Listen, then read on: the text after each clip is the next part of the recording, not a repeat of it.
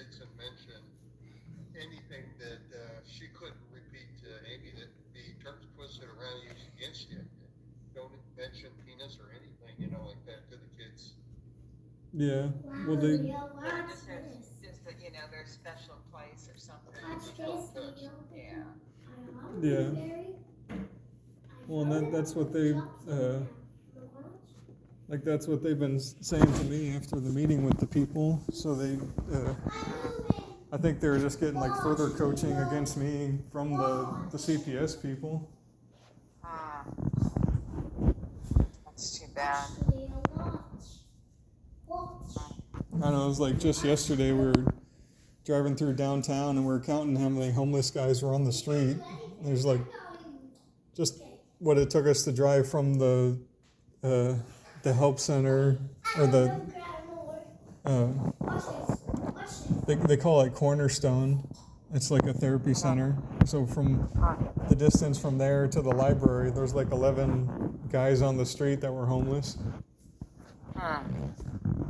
Well, yeah, that has to do with, hurricane and COVID and all that other stuff, Dave. I wouldn't read into that as far as... Yeah, don't read anything like tons of homeless up in there, and as far as anybody asking any questions, you've got, Morno and Kenny and John and Carrie and us as far as, That was who I asked first, was John and Carrie, because they have experience helping kids with their business that helps kids. Yeah. And that's what they told me to do, was to call the help center that I called. Yeah, but you know what I mean? We're your, character witnesses in that. So, as far as that goes. Like the way I looked at the law before I called, like if a kid reports abuse to you and you don't tell anyone, then that's against the law.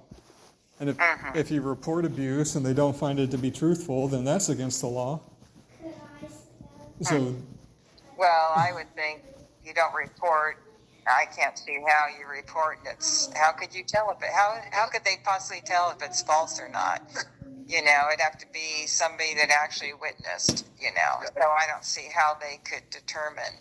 Well, and that's what it came down to. They basically just kept questioning me, like, did you physically see the abuse happening? And like I went through the long list of like the over touchiness and stuff I do see, but like I don't sit there and monitor every shower or like I just. Yeah, and how could a 5-year-old come up with that on their own like that? No way. So what you need to do, Dave, is unfortunately, you're kind of in a, it's not going to get better if you don't, but you need to get, talk to legal counsel and lay down the, stuff and everything and start documenting, and they'll kind of direct you where you are and where you're not. Yeah. But you're doing that right now behind your back, so, that's why I want to, if you could help us with having the focus down some of the hotter months, it'd help us, and I think it'd be good if you had 2 cars. Yeah. I agree. But we're thinking of bringing it up.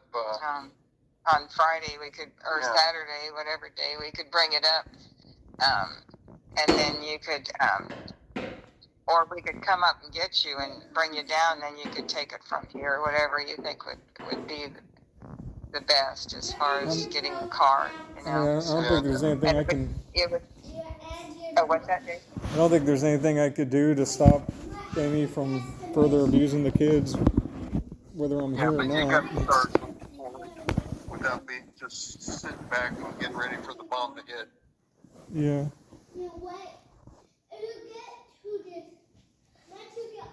I mean, she's made it really apparent there's not going to be any resolving anything.